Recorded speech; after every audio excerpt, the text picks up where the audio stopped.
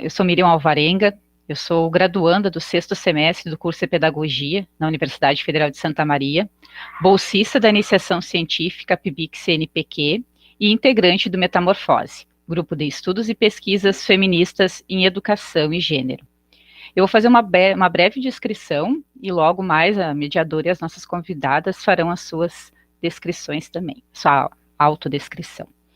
Eu sou uma mulher branca, tenho o olho verde, uso óculos, cabelo castanho claro, eu estou vestindo um casaco preto, uma blusa vinho, e atrás de mim tem um guarda-roupa, que eu estou no meu quarto no momento, estou usando fone com microfone para me comunicar com vocês. É com muita alegria que nós recebemos todos nessa tarde, nessa quase noite, este que é o nosso quarto e penúltimo encontro do projeto Roda de Conversa, Diálogos Feministas sobre Educação, Gênero e Sexualidade. É uma ação extensionista que foi dividida em 5 encontros, organizados entre os meses de maio e outubro desse ano. O projeto visa o diálogo e aprofundamento de temas emergentes e tão necessários no campo educacional e social. No mês de maio, a nossa roda versou sobre a temática de masculinidades em pauta, possibilidades de transformação em cena, com o palestrante Cauê Rodrigues.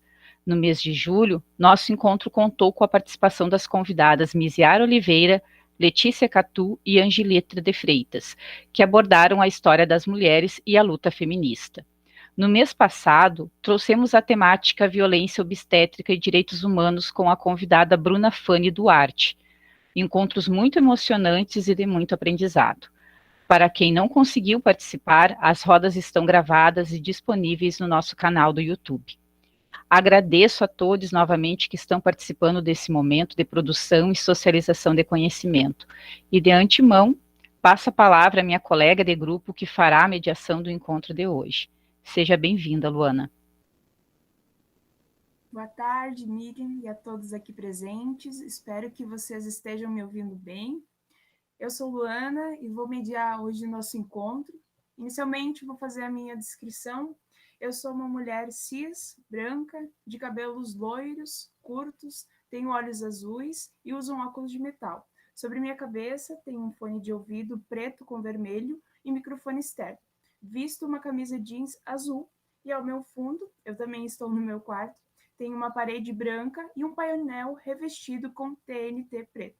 Eu sou graduada em licenciatura em Ciências Sociais pela UFSM e atualmente também estou no programa de pós-graduação em Ciências Sociais, também pela UFSM, além de integrar o grupo Metamorfose e também o Núcleo de Estudos Contemporâneos, ambos na Universidade Federal de Santa Maria. Na roda de hoje, a gente vai falar sobre Mundo Rural em Foco, Gênero, Trabalho e Corpo, com as convidadas Patrícia Regiane Freilich e também Renata Piecha, a quem gentilmente agradecemos pela disponibilidade e aceite do convite. Para iniciar, então, esse momento, vamos a algumas informações importantes. Espero que vocês estejam bem, na medida do possível, visto esse nosso cenário social delicado que todos estamos passando. Esse encontro será gravado, como vocês podem ver, e, posteriormente, vai ser disponibilizado no canal do YouTube do Grupo Metamorfose.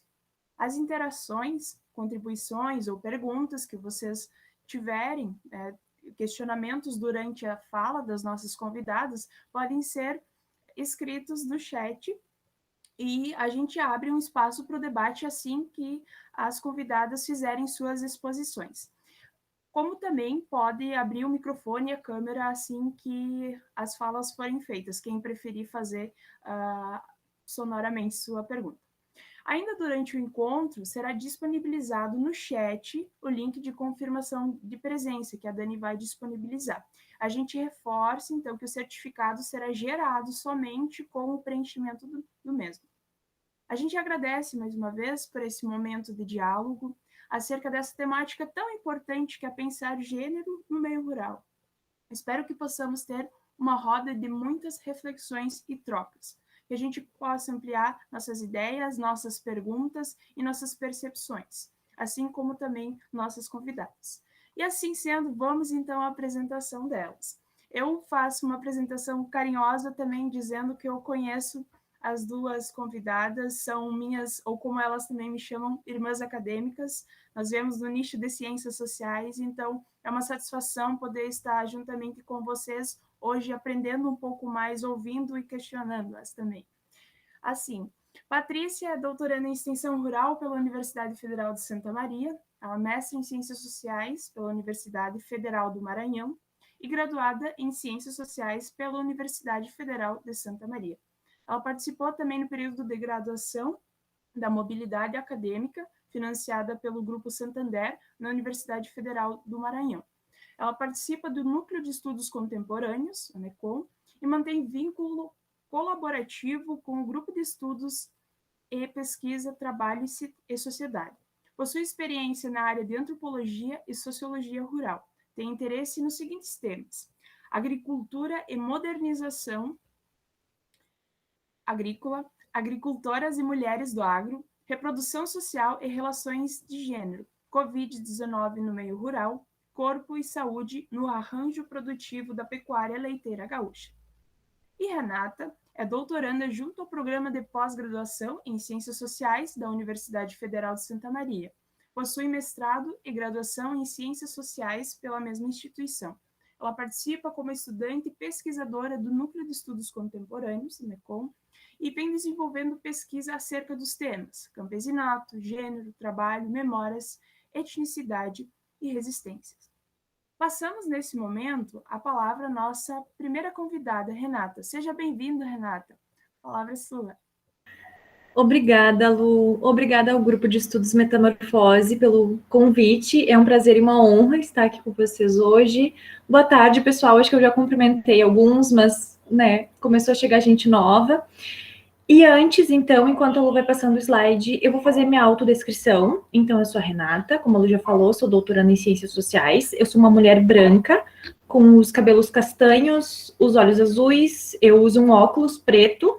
Eu também estou no meu quarto, então tem um fundo branco atrás de mim e eu estou vestindo uma blusa preta.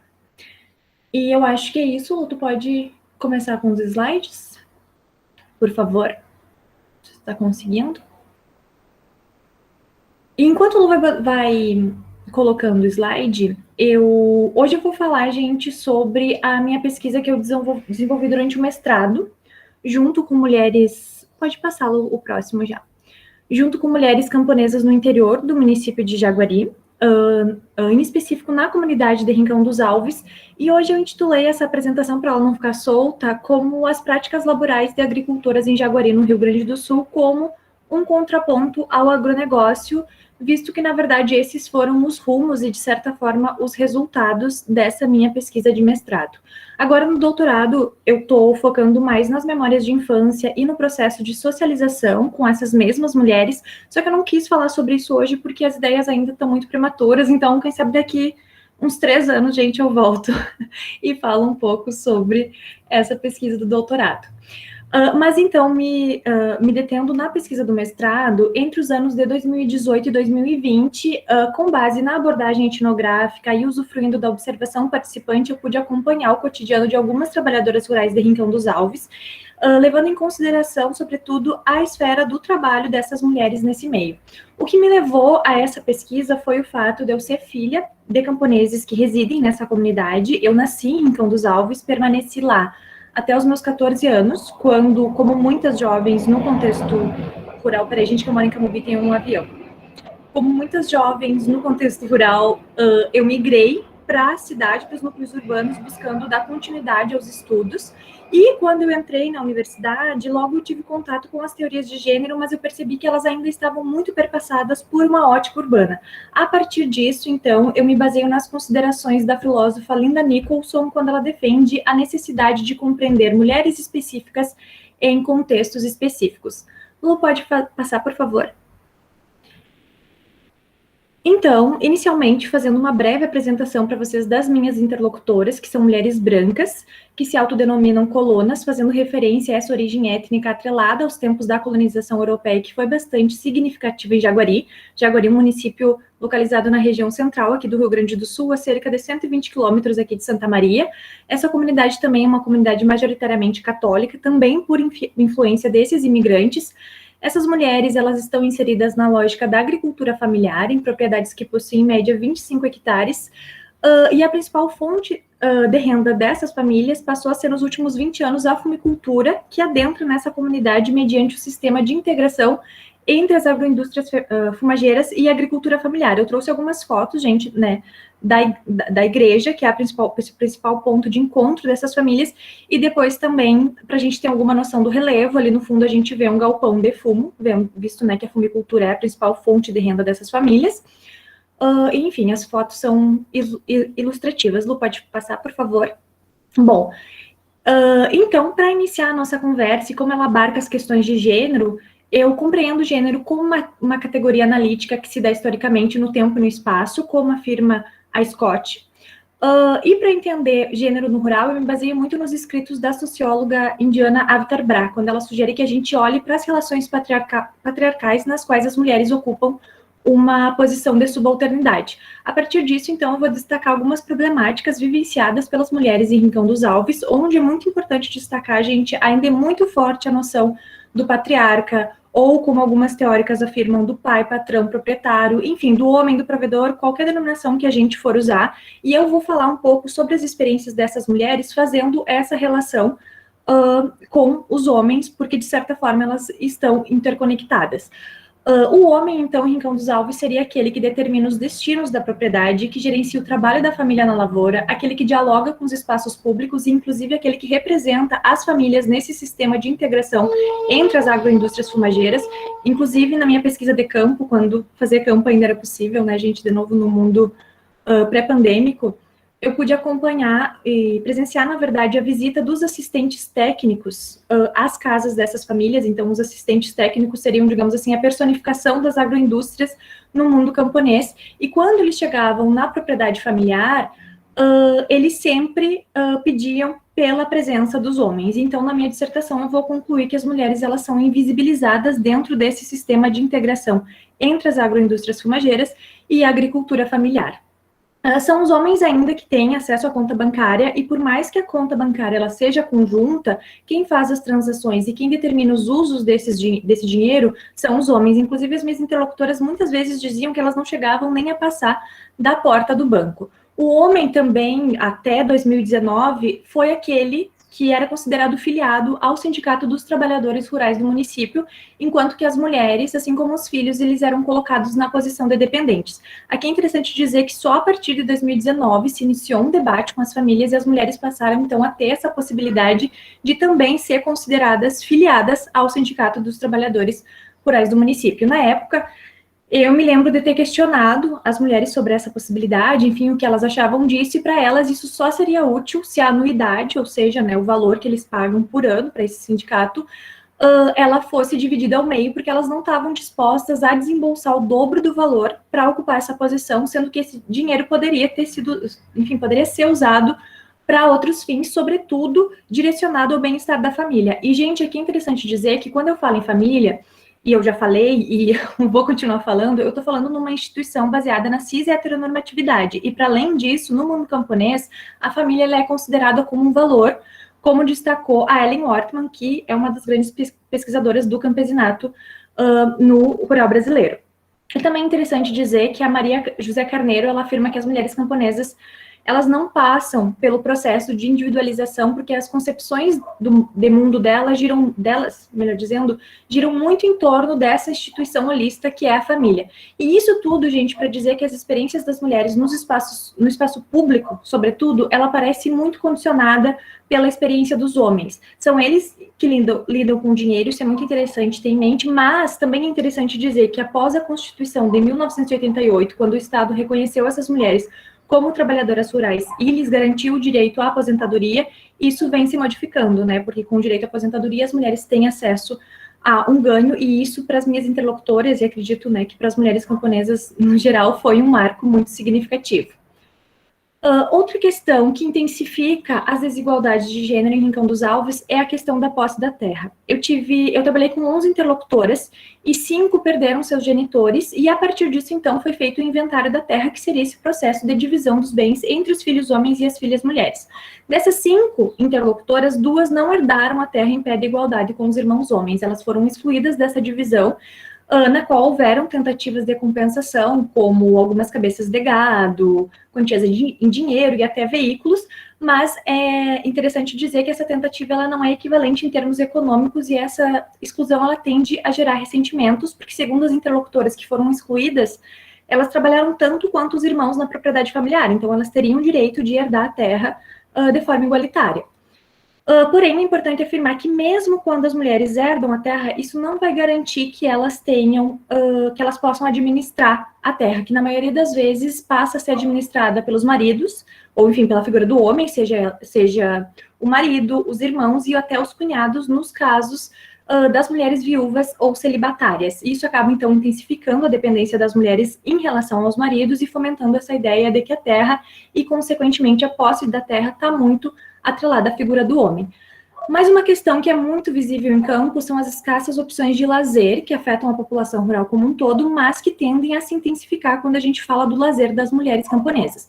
Em muitos casos, ainda se mantém essa ideia de que as mulheres só podem frequentar determinados espaços com o aval ou com a supervisão masculina, então existe um forte controle sobre o corpo e sobre a sexualidade dessas trabalhadoras rurais, e além disso, as mulheres, elas não possuem os meios concretos de fazê-lo, como, por exemplo, dirigir algum veículo ou ter carteira de habilitação. Só que é interessante dizer que isso vem se modificando com o tempo. É muito comum, principalmente entre as jovens, que elas saibam dirigir moto, que elas saibam dirigir trator, carro, e que elas tenham, consigam ter uma carteira de habilitação. E isso eu constato que não se dá por uma compreensão das disparidades de gênero, mas sim por uma diminuição da prole familiar, muito relacionada à modernização do campo, que faz, então, com que essas mulheres ocupem posições que antes eram só destinadas aos homens.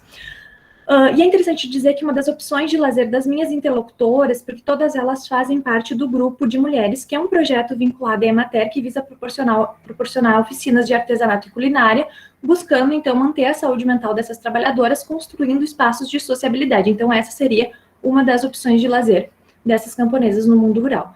E assim, gente, todas essas problemáticas acabam acarretando a migração, sobretudo a migração das jovens camponesas para os núcleos urbanos. E essa migração, ela tem como motivação a desvinculação da autoridade paterna, que se manifesta de maneira mais significativa sobre as jovens mulheres, a busca pela continuidade do estudo, visto que o acesso à escolarização é uma das grandes problemáticas da população rural dessa comunidade, não existem mais escolas lá, então os jovens precisam ou migrar para os núcleos urbanos ou para outras comunidades para continuar os estudos, e ainda, né, isso está muito relacionado, essa migração está muito relacionada por uma emancipação, por uma busca por emancipação e autonomia, né, tanto no sentido econômico quanto no social. As minhas interlocutoras, algumas delas, não veem com bons olhos essa saída dos jovens do mundo rural e remetem isso a uma falta de interesse ao estilo de vida camponesa, enquanto que outras entendem que essa é uma das únicas possibilidades de ascensão social, e elas também acabam reconhecendo que o Estado não produz políticas públicas para a permanência dos jovens e das jovens nos espaços rurais. Lu, pode passar, por favor? Agora, então, adentrando mais a questão do trabalho, né, em específico da divisão sexual do trabalho em Rincão dos Alves, né, essa divisão, ela é muito nítida, e isso vai ocorrer muito por uma forte delimitação dos papéis de gênero. Então, de um lado, a gente tem a esfera produtiva, o trabalho da lavoura, da fumicultura, né, no caso de Rincão dos Alves, considerado como de domínio masculino, compreendido por essas famílias como gerador de renda e renda potencial, né, então é a principal fonte de renda deles, na perspectiva dessas famílias, atendendo à lógica do agronegócio, destinado ao mercado mais amplo e também à exportação de commodities. Então, essa inserção da fumicultura, ela ocorreu de forma mais significativa nos últimos 20 anos e tem acarretado inúmeras mudanças nessa comunidade, dentre elas, o uso predatório da propriedade familiar, a perda de autonomia dos trabalhadores e trabalhadoras frente às imposições das multinacionais do tabaco, os endividamentos que tendem a colocar em risco a propriedade familiar, e alguns estudos ainda tratam sobre essa relação do cultivo do tabaco com a depressão e o suicídio. Além disso, essa inserção também vai seguir a lógica do agronegócio, que está muito atrelada à exacerbação e precarização da jornada laboral desses e dessas camponesas, e, além disso, né, acaba minando a condição de existência desses e dessas trabalhadoras. Porém, é muito importante dizer que é a jornada laboral das mulheres que tende a se exacerbar frente à inserção da fumicultura. Inclusive, nas minhas primeiras ingressões em campo, isso em 2018, quando eu me dirigi até essas mulheres solicitando a sua participação e o seu consentimento, elas falavam o quanto era importante que as pessoas soubessem que elas não ficavam só em casa, e que elas iam para a lavoura também, e nas palavras delas, na lavoura, elas pegavam parelho com os homens. Então, as trabalhadoras rurais de Rincão dos Alves, elas possuem participação ativa no trabalho produtivo, se não executando as mesmas funções que os homens, sabendo executá-las. As minhas interlocutoras, por exemplo, elas afirmam que elas sabem dirigir o trator, por mais que não seja comum que elas façam isso, porque isso, dirigir o trator, ainda é uma função muito atrelada aos homens. Porém, em campo, eu percebi que o trabalho na fumicultura, ele é marcado por duas características. A primeira delas, é que as funções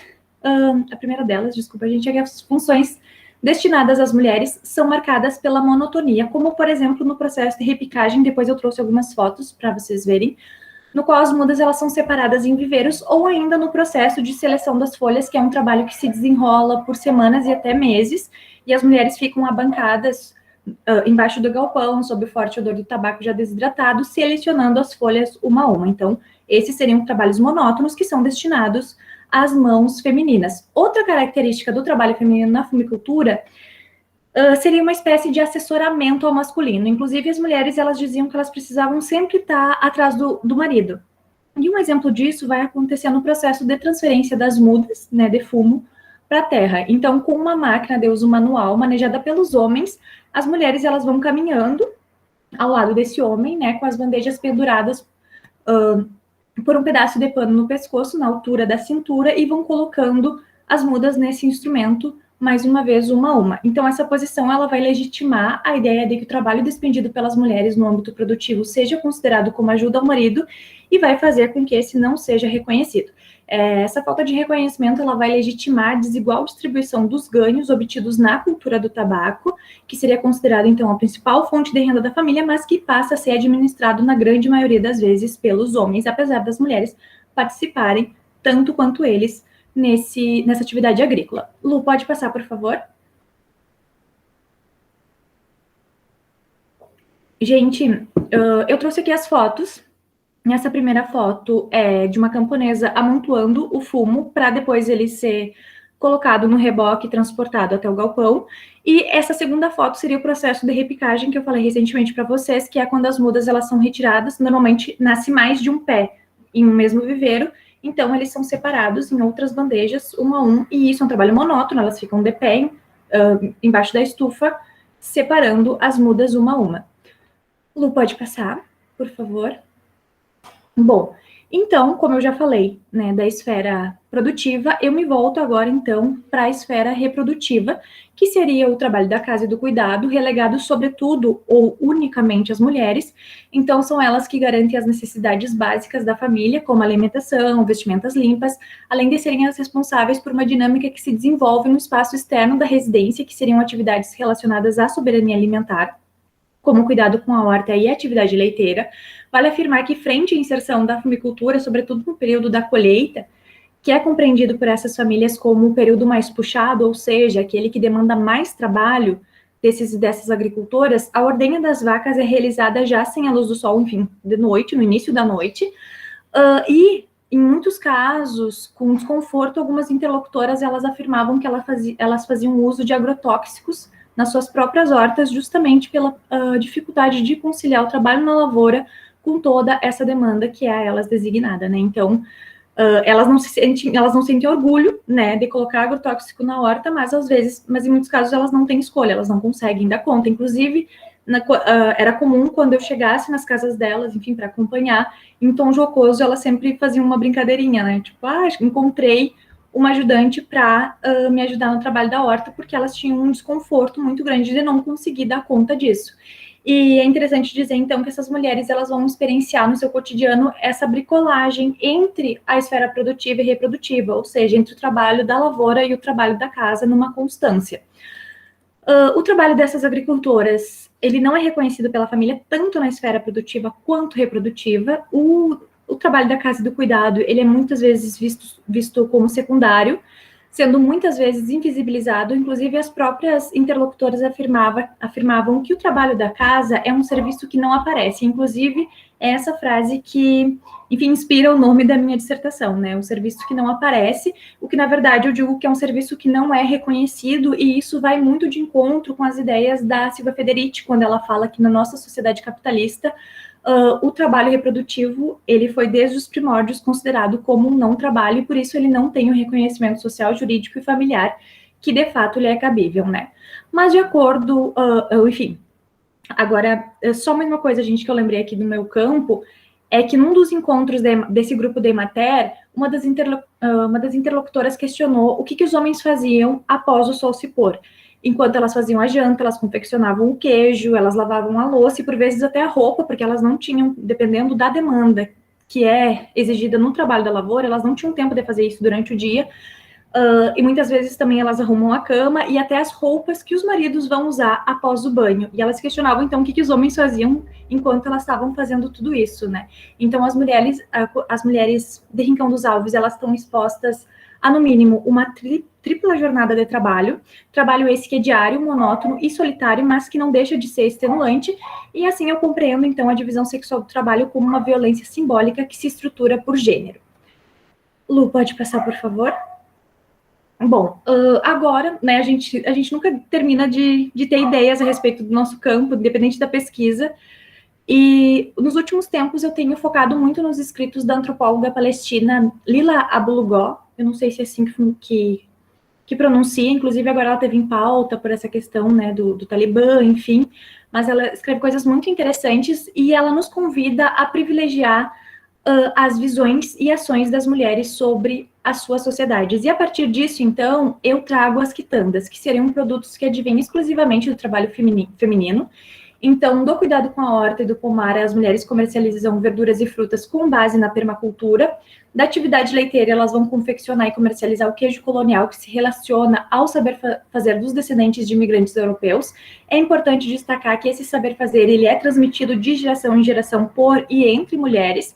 E essas mulheres, então, elas vão preservar esses saberes seculares, mas também outras lógicas que são rompidas com o ingresso da funicultura, como, por exemplo, a venda do excedente, porque a produção de tabaco é destinada somente ao mercado. E essas mulheres, elas afirmam que elas sempre fazem ou plantam um pouco para mais para direcionar para essas vendas.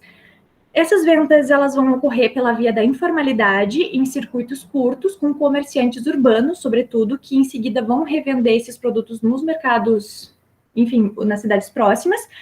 Essas relações, quando ela envolve a presença do intermediário, ela tende a estabelecer relações díspares, porque além dos comerciantes estipularem baixos preços a esses produtos, eles também fazem imposições aos trabalhos dessas agricultoras, ou pelo menos tentam fazer imposições, né, gente? Em outros casos, essa venda também vai se estabelecer com vizinhos, parentes e trabalhadores urbanos. Essas últimas, então, envolvem trocas simbólicas, relações de reciprocidade, solidariedade, amizade e até de gratificação de favores. Então, segundo as minhas interlocutoras, esses seriam os seus clientes fiéis, né? Então, existe uma relação de amizade muito forte. E quem consome esses produtos são, em sua maioria, cidadãos urbanos que reconhecem a procedência, né, desses produtos, principalmente atrelado, enfim, a essa relação que Jaguari ainda mantém com os imigrantes vindos da Europa, né? Então, esses consumidores atribuem valor simbólico a esses produtos.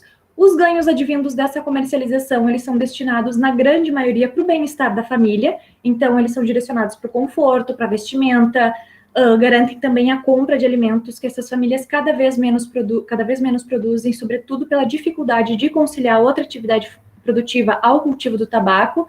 Esse ganho, as mulheres elas vão denominar do dinheiro pingadinho, porque é um dinheiro que elas recebem de forma gradual, diferente dos ganhos da fumicultura, que os produtores, se eu falo produtores porque normalmente são os homens que administram esse ganho, recebem num curto espaço de tempo e são, na grande maioria das vezes, destinados à quitação de dívidas, investimentos na propriedade, na aquisição de maquinários, na próxima safra e por aí vai.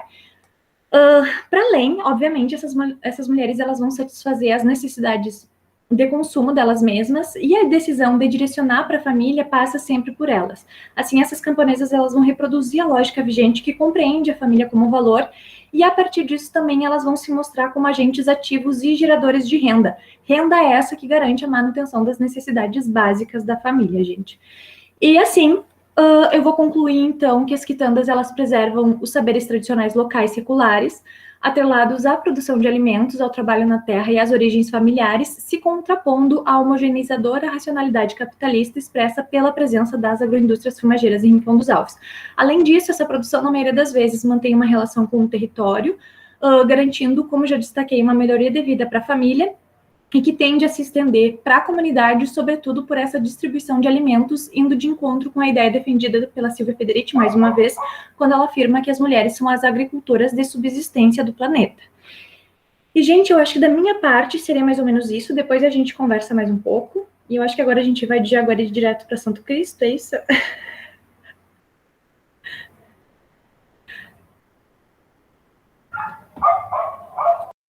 Certinho, Renata, muito obrigada pela tua exposição, pelo teu trabalho também. Só reforçando que quem tem questionamento já pode ir deixando no nosso chat e depois a gente vai estar conversando e fazendo perguntas às nossas pesquisadoras e convidadas. Agora eu convido a Patrícia para fazer o uso da palavra. Por gentileza, Patrícia. Boa noite. Me ouvem bem? Então, boa noite a todas e todos que estão aqui, que permanecem com nós nessa noite, nesse encontro virtual, né? E antes que eu me esqueça, então, vou fazer a audiodescrição, né? Eu sou uma mulher branca, estou usando um óculos, meu cabelo vai até os ombros e tem uma coloração castanha clara. Eu uso um casaquinho entre preto e rosado. Ao meu fundo tem alguns livros, uma violeta e, mais ao fundo mesmo, uma parede branca. Eu me encontro na sala da minha casa. Então, mais uma vez, cumprimentar a todos vocês, todos e todas que nos assistem e que estão aqui com nós. Fique à vontade para mandar mensagens né, e depois abrir também suas câmeras e microfones, né. Então, eu quero agradecer ao Grupo Metamorfose pelo convite, pela confiança, agradecer a Luana pela mediação e também por se predispor a colocar os slides, a conversar antes dessa palestra, dessa roda. Agradecer a minha colega Renata, que aqui falou antes de mim, é uma responsabilidade falar depois dela, né? Quero agradecer também, eu vi que a Prof. Maria Catarina estava aqui, não sei, ela caiu ou voltou, e todos os colegas do NECOM que estão aqui com nós também, né? Nesses momentos que a Prof. voltou. É uma responsabilidade, Prof. Depois tu comenta sobre as tuas filhas acadêmicas, né? A Prof. Maria Catarina, então, foi a minha orientadora da graduação e banca também no mestrado e agora também banca no doutorado, né? Obrigado pela presença, Prof. Nesse momento eu falo de Porto Alegre, né, a nossa capital gaúcha, não sei se tem alguém de fora do estado, e eu já peço desculpas caso eu vá cair, que a internet está oscilando devido a muita chuva, né, no nosso estado todo. E vou pedir para a Luana botar, eu fiz alguns slides, né, essa conversa, ela é bem simples, mas nem por isso menos profunda, né. Eu vou até colocar o cronômetro aqui para não dar trabalho para a Luana de me avisar. Isso. Então, eu intitulei também a minha apresentação, embora ela tenha um nome genérico, né? Cada uma deu um nome particular para sua fala, né? E eu botei a minha ruminações antropológicas, gênero, trabalho ou trabalhos, e corpo ou corpos, na pecuária de Santo Cristo, Rio Grande do Sul, né? E eu explico esse título. Ruminações faz uma menção também ao meu campo de pesquisa, né? Que envolve as mulheres agricultoras, mas envolve também os animais, as vacas, envolve toda uma paisagem, e ruminações eu acho que remete ao campo, então, de pesquisa nesse sentido, né?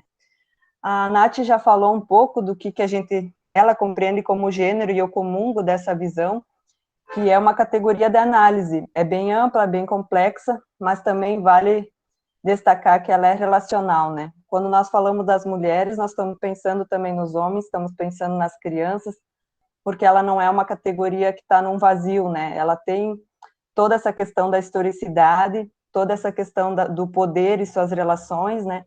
Então, cabe destacar que gênero é uma categoria muito ampla de análise. E tem muitos teóricos, né, e teóricas que trabalham sobre essa categoria, seja nos seus limites ou nas suas amplitudes, né, que todo o conceito tem suas limitações e também tem suas abrangências, né. E eu coloquei trabalho e trabalhos porque a gente está falando não só do trabalho produtivo, né, na pecuária de leite, mas também do trabalho dentro de casa, que é, como a Renata já vinha falando, muitas vezes invisibilizado, porque não traz renda direta, mas ele é fundamental, né? Esse trabalho de nutrir o lar. E também, como a Renata já vinha falando, e eu vou reforçar, né, essa tripla jornada de trabalho que é dada à mulher também, a cuidar de todas as pessoas da casa, geralmente acontece isso, né? Prover as crianças, prover os idosos, prover inclusive o próprio marido, e que é uma realidade também em Santo Cristo, né? E para abrir essa minha fala, eu trouxe uma citação de uma autora, escritora americana com descendência caribenha. Ela é feminista lésbica, como ela se auto-intitula, e ativista pelos direitos humanos, né? E ela nos diz o seguinte: nossos sentimentos são nossos caminhos mais genuínos para o conhecimento.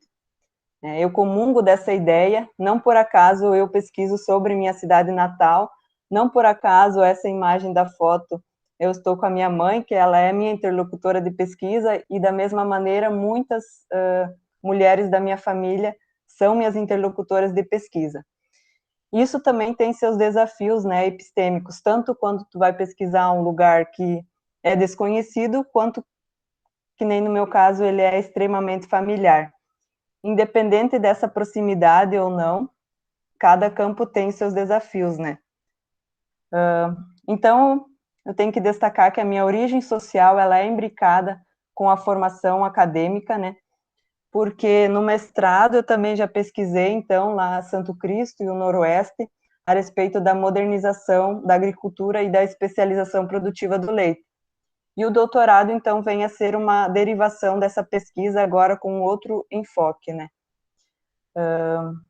Então, também eu quero agradecer a minha mãe, que posteriormente vai ver essa palestra, que vai ficar, né, no YouTube, porque ela é a razão e inspiração dessa pesquisa doutoral e desse trabalho, né?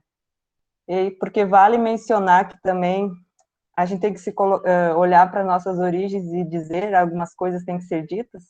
Eu sou a primeira pessoa da família que pôde fazer um doutorado, e isso foi financiado direta e indiretamente pelas mulheres que não puderam estudar muito tempo. Então, também sou fruto do meu meio, né?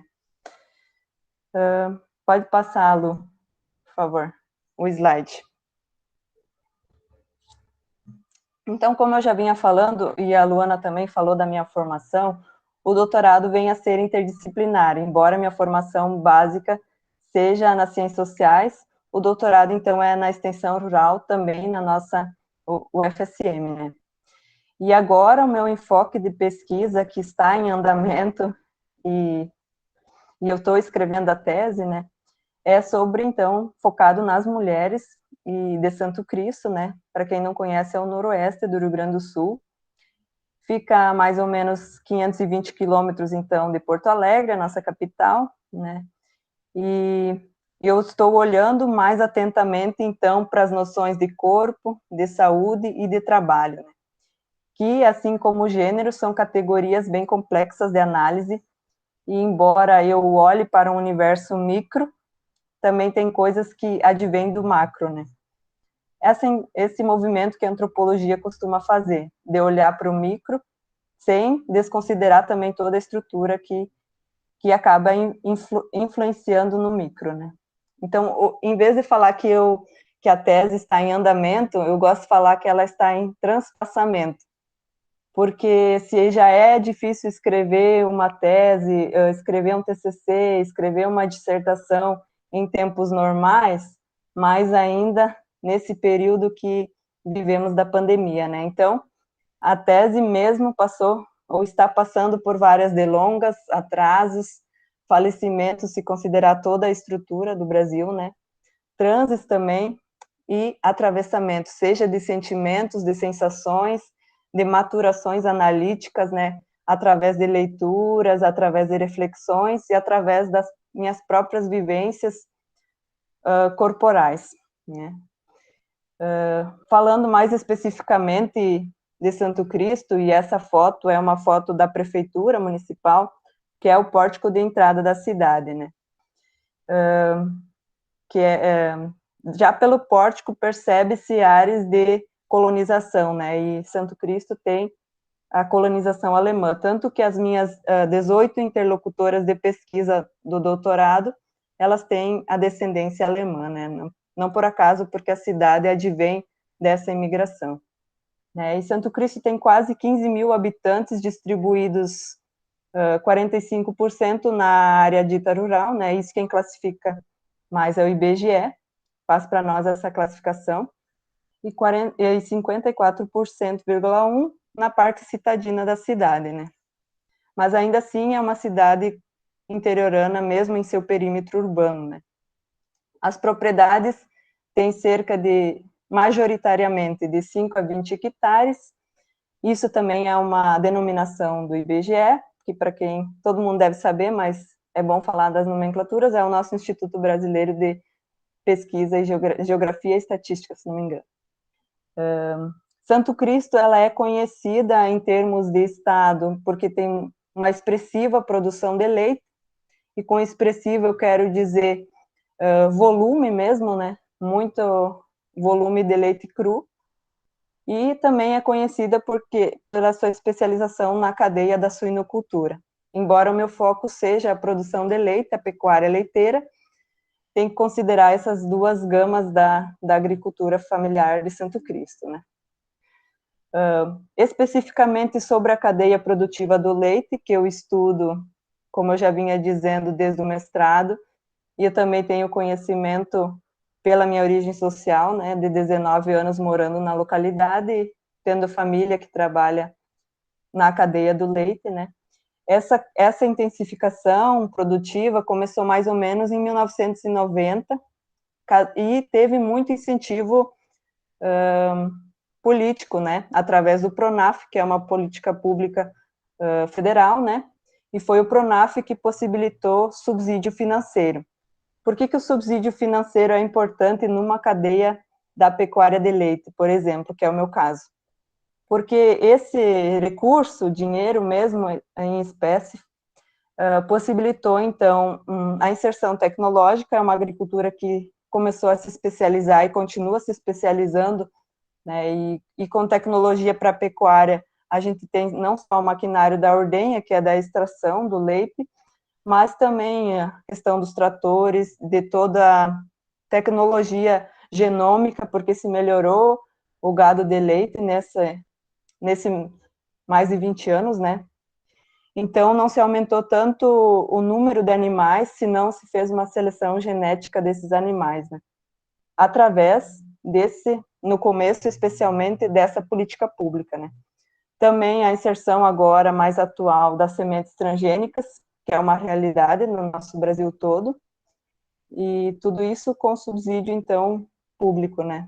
Então, como a gente sempre estuda nas disciplinas, e eu vinha dizendo que, embora a gente olhe para uma estrutura micro, e eu faço isso através da literatura da antropologia, essa questão do PRONAF vem de uma estrutura macro, né? Então, por isso que a gente tem que estar sempre dialogando, olhando para o micro, mas sempre perder a dimensão macro, que é a dimensão, então, federal mesmo, que é a dimensão, o que o governo queria dessa agricultura do Noroeste Gaúcho, né? Essa especialização.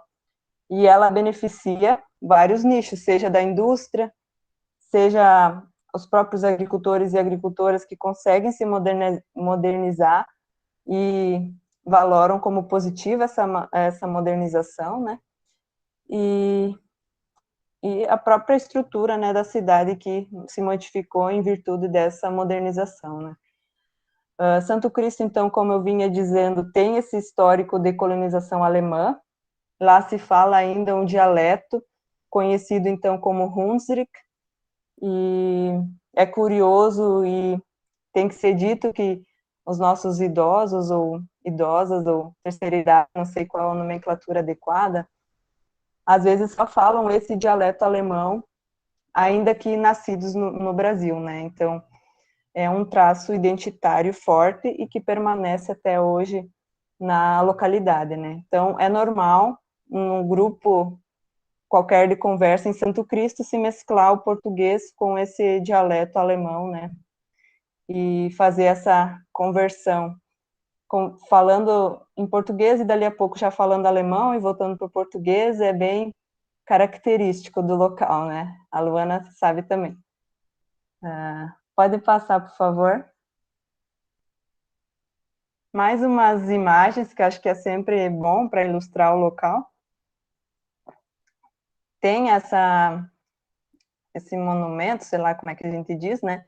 Também está escrito, então, em alemão, ou Ich, pelo menos, né? Que é Eu Amo Santo Cristo. Está lá no Parque de Exposições, se não me engano, né, Lu? E é um lugar que as pessoas também tiram foto, né? Que representa, embora recente, também se construiu um monumento para os imigrantes no centro da cidade, né? Então, tem essas características que é sempre importante para ilustrar o lugar, né?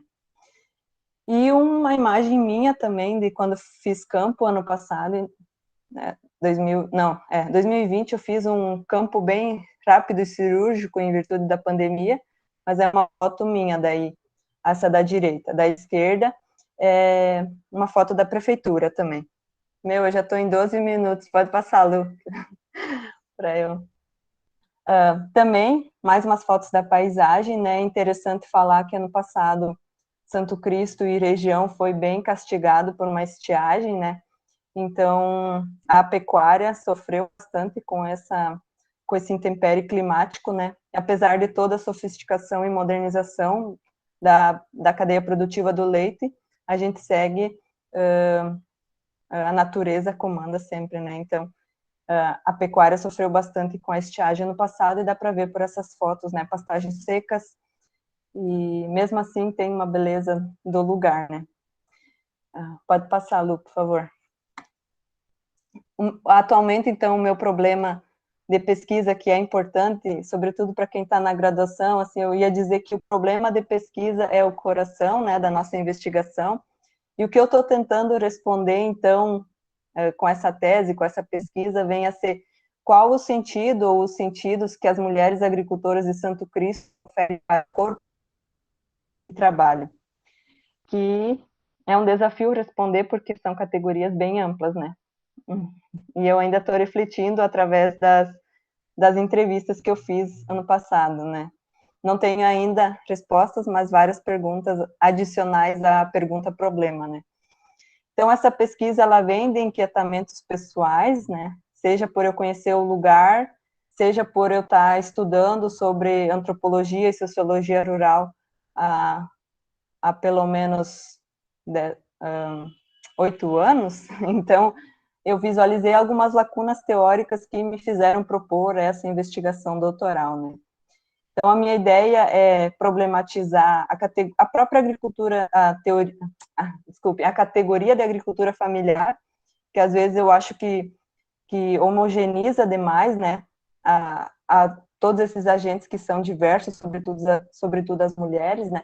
Não por acaso, no último dia na última comemoração da agricultura familiar, o próprio nosso governo federal colocou a imagem de um homem caçador para simbolizar a agricultura familiar. Então, nos próprios discursos políticos, as mulheres continuam, em pleno século XXI, invisibilizadas, né? Então, a minha ideia é descrever um pouco dessa rotina de trabalho, do modo de vida, histórias, anseios, dores, amores, tudo que eu consegui. Nem sempre a gente consegue tudo pelas palavras, né? Então, gosto dessa ideia de botar imagens também, né? E aí tem a imagem de uma interlocutora minha, e é interessante dizer também que foi ela que escolheu essas imagens e me mandou, porque eu não fiz campo, eu queria fazer uma etnografia, mas em virtude da pandemia eu fiz só as entrevistas, só que daí eu continuo mantendo contato com elas através das redes sociais. A inserção da internet é uma coisa bem forte lá em Santo Cristo, recente, mais potente, e ela me mandou essas fotos pelo Facebook, que ela escolheu para se representar, e eu disse para ela que ia ser uma palestra, né? Então, se no mestrado eu usei pseudônimos, agora eu conversei com as minhas interlocutoras e elas fizeram questão, não só de mostrar seu rosto, mas de ter seu nome escrito no trabalho, né? E assim eu fiz essa opção epistemológica, né? Pode passar, Lu. Essa minha uma outra interlocutora jovem, né? Foi ela também que mandou as duas primeiras imagens, né? Representando como ela no trabalho, como ela é fora do trabalho. E outra foi um print que ela botou na rede social dela, né? E é comum lá as mulheres de Santo Cristo, não só as jovens, mas também as meia-idade, 50 anos, elas colocam fotos delas na rotina de trabalho e das vaquinhas, né? De como elas denominam, às vezes, meninas, mimosas para as vacas delas, né? Para o plantel, que a gente diz, né? Então, eu estou fazendo uma espécie, não sei se dá para chamar de etnografia online, estou refletindo ainda sobre os conceitos, mas acompanhando como elas se representam nas redes sociais, especialmente o Facebook, né?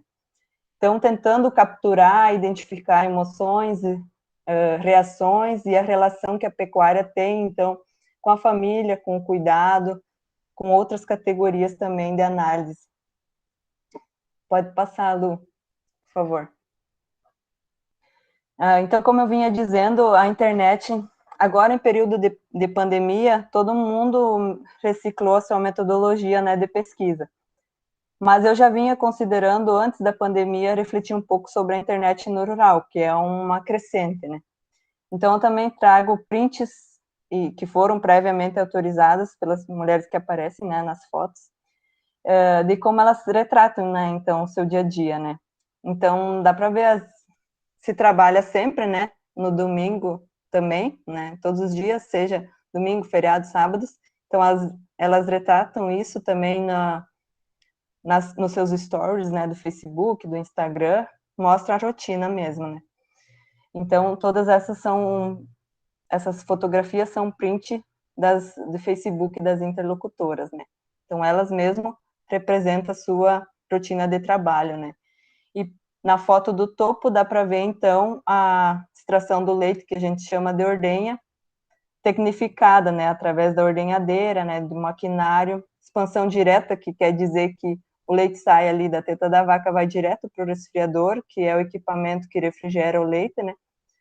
Depois o freteiro ou leiteiro vem buscar, e ele tem que estar, pelo menos, acho que menos de 5 graus, senão não sai nem da propriedade, e é feito na hora da coleta testes de acidez, e também se visualiza a refrigeração, né, que o próprio equipamento mostra, né. Isso tudo são exigências legais e sanitárias, né. Então, essa tecnificação da produção, ela tem influência de toda essa macroestrutura que eu vinha falando, né, que é das indústrias, que é do governo, através de leis e normativas, né. Já tá 19 minutos, passa, Lu, por favor.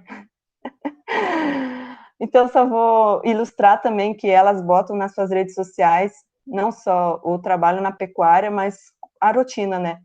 Seja cuidados com o jardim, com a horta, que não deixaram de acontecer, feitio de pães, artesanato, mas também tem o trabalho na roça, né, que é a plantação de trigo, o próprio churrasco do domingo feito na hora de colher o milho para o feitio da silagem, que é um trato para os animais, né? Tudo isso que, né, a gente já discute dentro da sociologia rural, é que não é só um espaço de produção, é um espaço de vida, e todas essas coisas acontecem simultaneamente e representam muito, não só na vida das pessoas, mas todas as pessoas, não só delas, das pessoas, mas todos que são envolvidos pela cadeia produtiva do leite, né? Seja na indústria, seja nós mesmos fora, né, dessa base, mas comprando leite no mercado, né? Agora, sempre que vocês pegarem uma caixinha, podem lembrar de todas essas coisas que estruturam a cadeia do leite, né? Os objetos, a história dos objetos, que nem a gente discute um pouco nas ciências sociais, né? Uma coisa é várias, né? Acho que dá para falar ainda um minutinho, Lu? Estourando aqui o tempo. Só mais um slide, daí acho. Só para vocês olharem, então, como elas são ativas, né, nas redes sociais, né? E colocam suas vaquinhas, né? Aqui a minha interlocutora Jéssica, ela denominou como minhas meninas. Então tem uma afeição, né? Não é só a questão produtiva, tem um afeto delas com os animais e vice-versa, né? Também se usa daí o Facebook para vender terneirinhos, no caso aqui é o bebê, né? Tipo, sai de uma propriedade para outra, então virou também artifício de negócio, né? As redes sociais no geral. E para ilustrar também como é que está o plantel, né? Orgulhar-se das suas vaquinhas, né? Essas em sistema aqui de freestyle, que elas ficam daí confinadas, é uma outra estrutura daí. Numa das propriedades é assim. Lu, só daí eu fecho. Eu já estourei meu tempo, né? Não falei tanto do que eu queria falar, que é a questão do corpo, né? Temos que fazer uma segunda edição para não cansar tanto vocês, né? Então, é um pouco disso que eu estou refletindo para a tese, é como o corpo é, né? Não só rígido, voltado para o trabalho, mas também que vivencia várias rotinas, seja do trabalho na pecuária, em casa, no cuidado com os filhos, enfim, diversas coisas, né? E não é só a dor, mas também tem muita alegria, né? Essas várias instâncias da vida, né, social, das pessoas, das coisas, dos lugares, né? É isso, como eu já estourei meu tempo, eu só queria fechar a minha fala com uma poesia, que geralmente nas minhas falas públicas, ou eu abro com uma poesia, ou fecho com uma poesia, só para dar um temperinho para nossas falas, para os nossos encontros, né?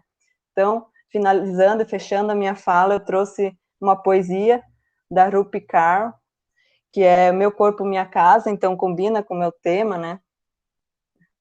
Na página 171, ela nos diz assim: podem mandar mais rugas e linhas de expressão, eu quero provas das piadas que contamos, entalhem contornos no meu rosto, como raízes de árvores que ficam mais profundas a cada ano. Eu quero manchas de lembrança das praias em que tomamos sol. Eu quero que fiquem na cara que eu nunca tive medo de deixar o mundo me puxar pela mão e mostrar a verdade. Eu quero ir embora com a certeza de que fiz com o meu corpo algo além de tentar alcançar a perfeição. É isso. Obrigada. E agora é a vez de vocês falarem também.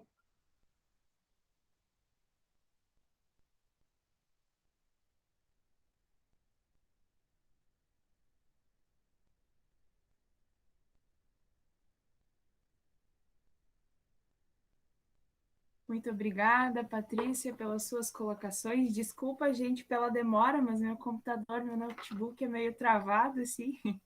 Mas eu agradeço muito pelo que vocês trouxeram. Estou vendo aqui se tem alguma colocação no chat.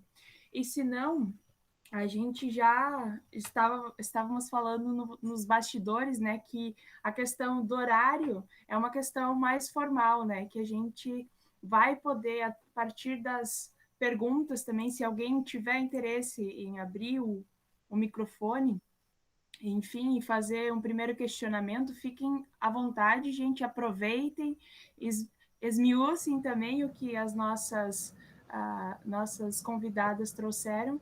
E deixa eu ver, tem alguém na fila? Senão eu já vou passar a palavra para a Maria Catarina. Fica à vontade, prof. Estão me ouvindo, gente? Gente, aqui está caindo, acho que vai começar a cair uma chuva. Tá boa tarde a todos e todas. Fico muito feliz aqui de ouvir a Patrícia e a Renata apresentando as suas pesquisas. E enquanto a Patrícia falava, eu me recordava aqui do meu campo, que é uma coisa muito interessante quando se estuda a questão rural, que é aquela ideia que as pessoas do meio rural, elas são muito trabalho braçal, muita dureza, muita pouca arte, né? Eu, quando fiz o meu projeto de pós-doc, eu quis fazer sobre a literatura dos descendentes de imigrantes italianos, porque quando eu fiz meu campo, eu encontrei muita arte, mas não é uma arte do campo artístico mercadológico, né? Que ela está nos panos de prato, ela está nos livros de receita, ela está na música que você escuta, ela está em domínios que são domínios no canto coral, naquelas famílias que tinham ainda os instrumentos, a gaita, se reuniam para tocar. Então, havia muita arte que, quando você lê os trabalhos da migração italiana, em alguns agora aparecem mais, mas há 20 e poucos anos atrás, você pensava o colono como aquele indivíduo que só trabalhava na dureza, mas não, há muita arte também nas pequenas coisas do cotidiano também, né, se coloca, né, o Geertz diz que o que é arte? Ele diz que é a expressão subjetiva de si, né, que os indivíduos se expressam subjetivamente, isso a gente pode chamar de arte. Se a gente for pensar assim, um pano de prato é uma arte, um crochê é uma arte, um tricô é uma arte, que muitas vezes são aqueles momentos, né, que no mundo camponês você tem para ficar em contato contigo mesmo, né? Claro que a gente tem trabalhos também muito interessantes sobre a novela, o rádio. Tem aquele livro que saiu, Patrícia, do Rural Conectado, foi até da professora que era ali da Extensão Rural, a professora Ada. São vários artigos. Então, é importante a gente olhar também, vocês que são, né, eu também fui criada na colônia, a gente entender que muitas vezes há muito além de só trabalho, né? E a gente, nas pesquisas, a gente tem que mostrar isso. Mostrar um pouquinho essa sensibilidade que existe, essa capacidade criativa que existe, essa arte que existe como arte indígena, né? Essa arte mais ligada, muitas vezes, à natureza, os jardins belíssimos que essas mulheres fazem. Só isso, eu queria dizer e dar parabéns para vocês, gurias. E digo isso para a Luana também, né? Quando pensa ali no campo dela, agora olhar para esses detalhes, para o crochê, que às vezes uma mulher traz e mostra para outra, o ponto de tricô, que isso é arte, né? São aqueles momentos em que você não está só num trabalho pesado. Mas eu vou ficar quieta, que tem mais gente querendo falar. Márcia, fica à vontade. Gurias, primeiramente, eu queria agradecer vocês pela fala, gostei muito de ouvir vocês, é uma temática muito interessante, não tenho, assim, muita entrada na questão do rural, mas achei, assim, muito interessante, né, e a sensibilidade de vocês para prestar atenção nesse cotidiano, né, nessa arte que a Maria Catarina também estava salientando, achei muito, muito legal pensar essas coisas. E também eu fiquei, ao ouvir vocês, eu fiquei pensando várias coisas, né? O quanto esse lugar instituído para as mulheres, historicamente, acontece nessas duas localidades que são distantes, né, mas que se repete em muitas outras, né? E esse debate da questão do trabalho reprodutivo, para a gente pensar um pouco sobre ele, né? E eu queria fazer uma pergunta para vocês, porque eu fiquei curiosa. eu imagino que vocês já devem ter ouvido falar sobre isso, mas não foi mencionado aqui. Como é a questão da violência contra as mulheres no campo? Acontece? As mulheres falam sobre isso? Elas mencionam essas coisas? Como é que foi esse aspecto da violência? Vocês têm algum dado, alguma questão para trazer?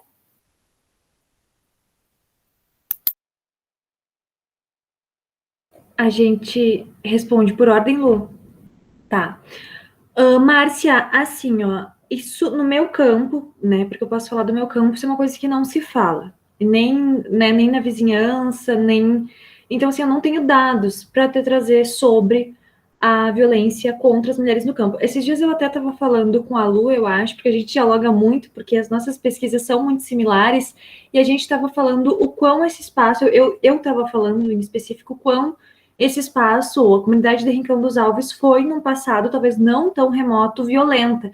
Só que essa violência, ela não se manifestava apenas sobre as mulheres, também sobre as mulheres, sim, mas não apenas, né? Porque tem muito essa questão ainda do homem bruto, de uma masculinidade. Então, qualquer conflito era, né, resultava às vezes em tragédia. Só que no dado momento, eu não tenho dados, não, né, não surgiu isso em campo sobre essa questão da violência no dado momento. Não sei, né, não respondi porque eu não tenho os dados, mas não, é uma coisa que não se fala. É uma coisa que não se fala. Obrigada também, Prof. Catarina, né, pelas contribuições, já deu ideias para continuar escrevendo, né. Também quero agradecer, né, a fala da Márcia, a provocação dela, né, para nos pensar sobre esse assunto que ele é espinhoso e difícil, né. Eu mesma não costumo puxar esse assunto porque algumas coisas são difíceis, né, dada a proximidade com as interlocutoras.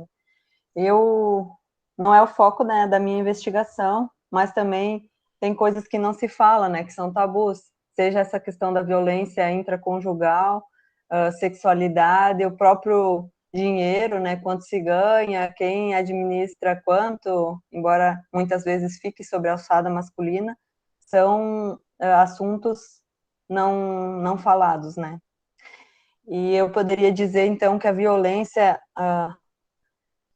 talvez não aquele nível de violência física que tu tenha perguntado, assim, não se fala e não se vê, mas sempre tem, né, a gente sabe, não é só no rural, né, em toda a sociedade, mas tem a questão da violência simbólica também, de chegar alguém, por exemplo, da prefeitura na propriedade, não querer falar com a mulher, porque quem manda lá é o homem, né, então tem esse outro tipo de violência simbólica, psicológica, dos bens também, da própria mulher não saber, às vezes, usar um caixa eletrônico, porque quem faz essa gestão do dinheiro é o homem, então dá para falar nesse um outro nível de violência também que acontece, né, que não é só a violência física e que é um pouco, né, da questão de dar protagonismo às mulheres para diminuir, né, essa questão da invisibilidade, que é uma violência também, né, não deixa de sê-lo, né, então poderia responder a tua pergunta por esse viés, né. Tem pessoas pesquisando a respeito da violência física, né? Até poderia citar a professora Cassiane Costa, que ela tem um escrito sobre isso também, né? E é bem pesado, né, falar sobre isso, não é um assunto que todo mundo consegue, né, falar. E quer falar e quer perguntar, né? Tem tudo isso, porque o nosso campo, ele nos afeta, assim como a gente afeta o campo também, né? Então, cada uma caminha com as pernas que tem, não é um assunto que eu, hoje, conseguiria trabalhar, né? Tem tudo isso. Pessoal, quem tiver interesse em ainda fazer um questionamento, eu pensei em aproveitar os minutos ainda, se tu quiser falar um pouco mais sobre a questão do corpo, Patrícia. Eu fiquei bem instigada a saber um pouco mais. Quando eu fiz meu TCC lá em Ciências Sociais, eu fiz sobre a feirinha de Camobi, e eu também pensei um pouco o corpo, né, como não somente as mulheres, né, mas os homens também pensam e veem o seu corpo, né, como uma das, não somente, mas é um instrumento de trabalho muito forte. Aí, se tu pudesse falar um pouco nesse aspecto.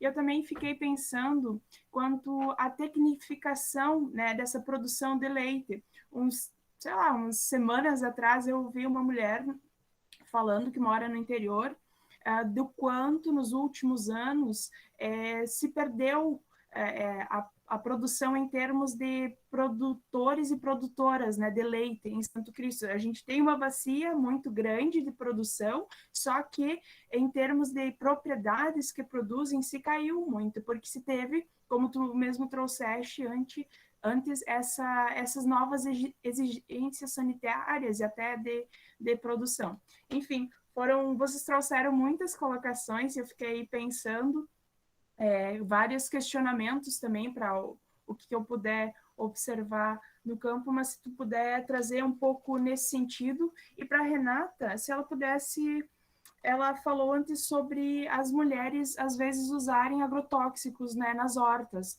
E eu fiquei pensando aqui, o que eu estou observando, né, no trabalho da Emater com as mulheres, né, com os clubes do lar, se tem certas formações para uso de outros produtos que não sejam tão agressivos, né, na produção de hortaliças, enfim.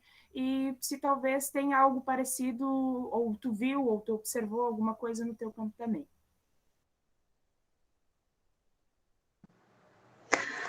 Obrigada, Lu, pela questão, né, também.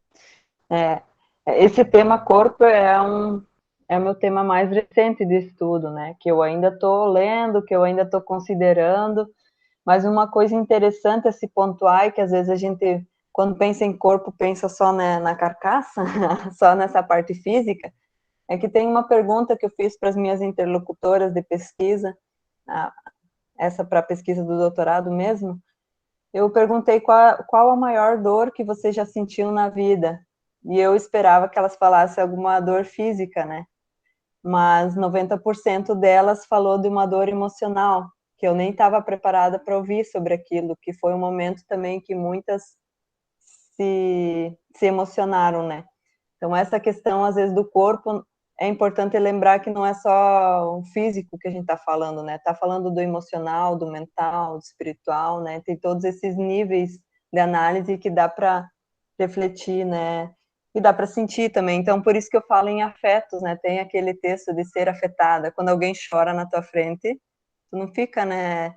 Isso te abala também, né? Então, tu é afetada. Então, eu penso o corpo delas também observando o meu corpo, quais são as minhas rigidezes, rigidez, né? Agora mesmo a gente pode fazer um exercício de observar o nosso corpo e pensar qual é o ponto que está mais tensionado, como é que está a nossa pelve, o nosso trapézio, o pescoço, onde é que nos dói, mas também pensar nessa pergunta que eu fiz para elas, depois eu fiquei pensando para mim mesmo, né, qual a maior dor que você já teve na vida, né, e como a dor pode ser uma coisa subjetiva também, que embora elas tomem, todas as interlocutoras, então, as minhas 18, tomam um remédio, automedicação para dor física, né, mas o que mais dói para elas, né, na valoração delas, aquela pergunta, é uma dor emocional, né. Isso também é uma coisa que não aparece, né, nos trabalhos, eu não vi ainda, que eu quero explorar, né, na tese. Quando falar do corpo, falar da dimensão subjetiva do corpo também, né. E um autor, então, que eu vou só sinalizar, pincelar aqui como referência que eu tenho utilizado, é o Le Breton. Ele não só considera a estrutura física, como essas outras dimensões do corpo, sendo fruto do meio, mas também tendo essa questão do indivíduo e sua particularidade, né? Ele mesmo tem refletido atualmente, então, como é que a máscara, devido ao Covid, modifica, então, toda a fisionomia da pessoa, né? Não se conhece mais as pessoas todas, se tirasse a máscara seria um impacto. Ele tem escrito sobre isso, né? É um autor referência dos estudos do corpo na antropologia, né? O próprio Bourdieu, que escreveu um pouco sobre o corpo camponês, embora nem tudo eu concorde, mas ele é uma das minhas referências, né? E a própria noção mais contemporânea do corpo como um território, utilizado, então, nos estudos da teoria decolonial, e que eu tenho me debruçado um pouco, né? A depender da teoria que tu usa, tu pode ir por vários caminhos, né? Porque, como eu disse, corpo é uma categoria ampla, embora a antropologia, desde a antropologia clássica, já se debruçou no assunto, estudar o corpo, a corporeidade rural é uma coisa mais que eu estou, assim, suprindo uma lacuna teórica nessa área do conhecimento, né? É mais comum a área da saúde falar sobre o corpo, né? Mas daí numa perspectiva totalmente diferente da nossa, né? Das ciências sociais, da antropologia, da sociologia, enfim. Então, ainda estou ruminando sobre esse assunto e para escrever. E por hora é isso. Agora, Renata. Lu, a tua pergunta referente a esses, enfim, novos produtos que são usados, né, ou confeccionados pelas mulheres para usarem na horta. Normalmente, o grupo de mulheres vinculado em matéria de Jaguari, ele está muito relacionado a essas atividades mais lúdicas e mais relacionadas ao lazer. Então, sei lá, elas aprendem a fazer cuias personalizadas, elas chinelos, receitas, mas no que tange essa questão de usar outras substâncias na horta, isso vem muito atrelado de um saber tradicional mesmo, que é passado de geração em geração pelas mulheres. Elas têm essa questão de usar a cinza do fogão nas hortas, né? Agora eu não vou conseguir lembrar contra qual, enfim, inseto ou praga, né? Então, esse grupo, ele não tem esse intuito ou esse caráter em Jaguari. Lesma, prof, isso. Obrigada. Mas não tem esse caráter, né, de fazer esse tipo de produto com essas mulheres. E eu acho que era isso, respondi, Lu? Sim, perfeito. Não, eu pensei, uma das coisas que eu encontrei nos documentos e nas atas, ao menos no Clube do Lar da Associação Linha do Rio, que fica numa das comunidades rurais de Santo Cristo, se tem essas formações, né, tanto relacionadas a não só a horta, né, ao jardim, ao fazer, mas também formações relacionadas à violência contra a mulher, a questão de saúde do corpo. Então, não tem muitas especificidades, mas são alguns, em anos atrás, alguns registros que eu acabei encontrando. Enfim, então, fiquei curiosa para saber como esse trabalho, né, é desenvolvido em outros locais. Gente, mais alguém tem alguma questão, alguma consideração a fazer? Deixar aberto ali para o pessoal. Talvez só uma questão também. A minha internet está oscilando aqui, gente. Está bem. Não sei se é a chuvarada que vai cair, mas enfim. Mas eu só ainda queria um comentário, né? Como a questão da jornada tripla de trabalho, ela é uma coisa que perpassa os diferentes grupos de mulheres, né?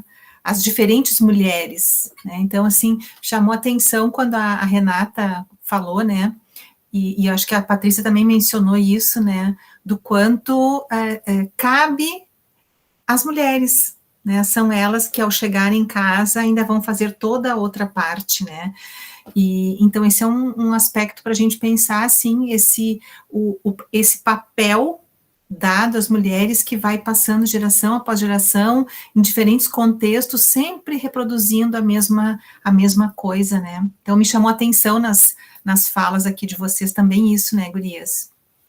Para a gente seguir pensando, né?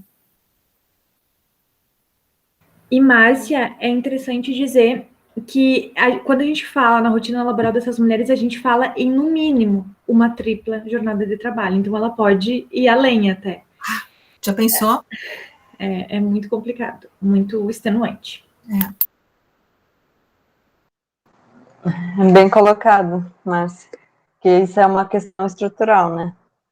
É isso que eu digo, que a gente fica nesse meio, nessa interlocução entre o micro e o macro, que um influencia o outro. E eu só queria responder a Marielle, que fez uma pergunta no chat, ela pediu qual a página da poesia, né? Só mostrar o livro de novo, que ela fez da Rupi, né? Que é O Meu Corpo, Minha Casa, foi traduzido. E a poesia que ela pediu qual era a página, então Marielle, página 171.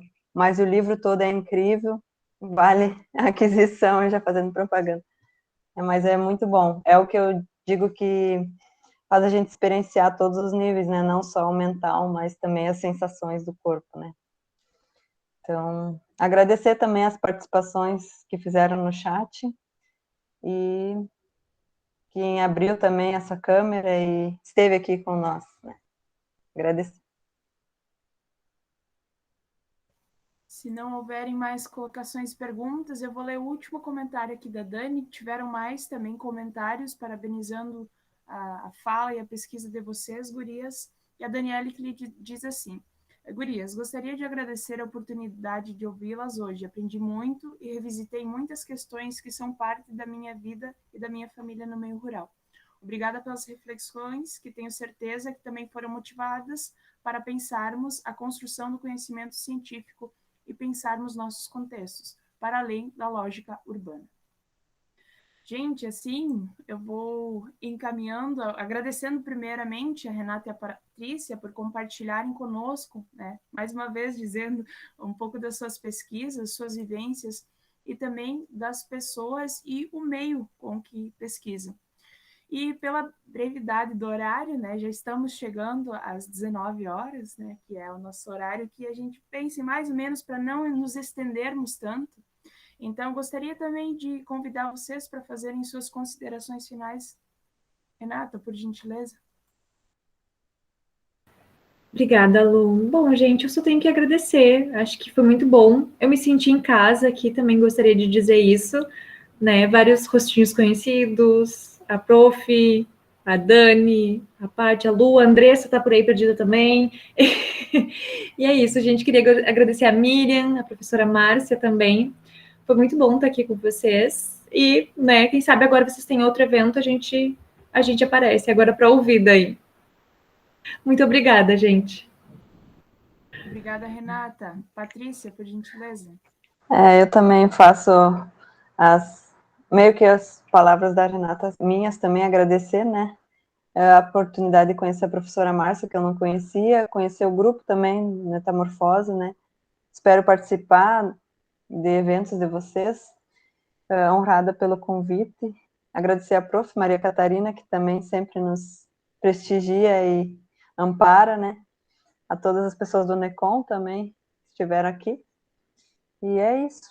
A gente segue refletindo, ruminando, como eu falo, lendo. Acho que esses momentos, apesar de ser um encontro virtual, nos dão um gás para, né, continuar, né, nos estudos, na pesquisa, na escrita, enfim, todas essas coisas.